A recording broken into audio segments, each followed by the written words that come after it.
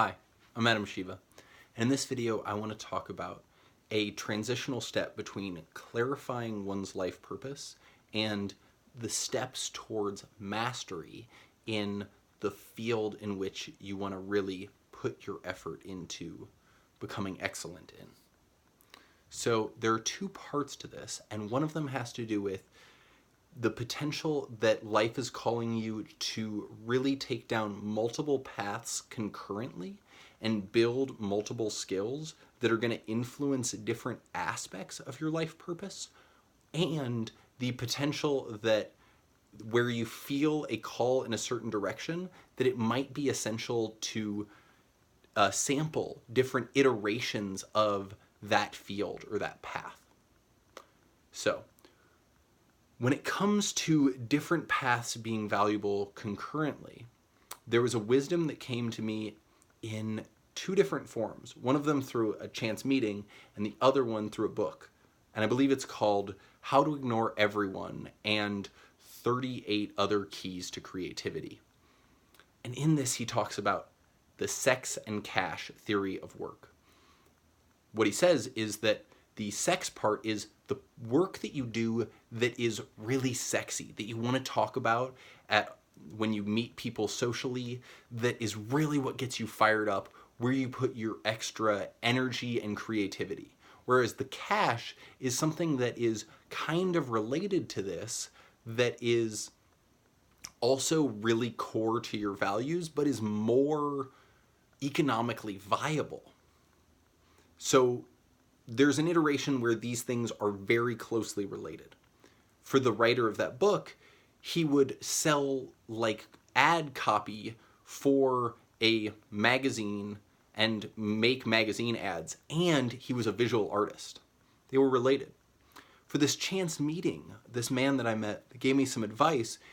At a similar time frame, he was saying that he was a sound engineer for a show, and that was how he made money. But he also had a band that he was part of where he would put so much of his creative effort.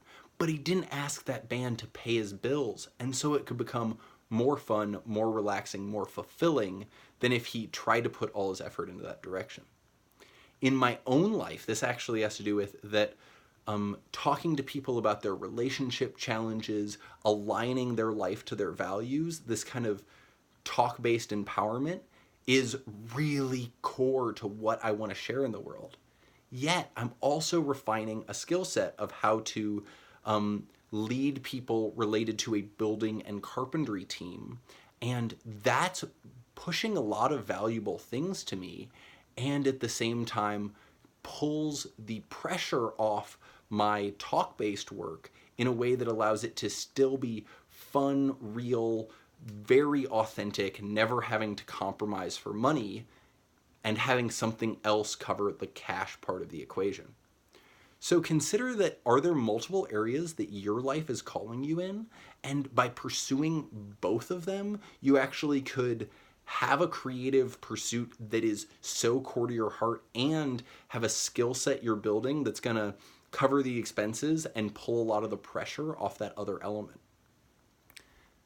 The other aspect of these potential iterations of either of these paths that I wanted to talk about had to do with seeing a core, I have this calling within me.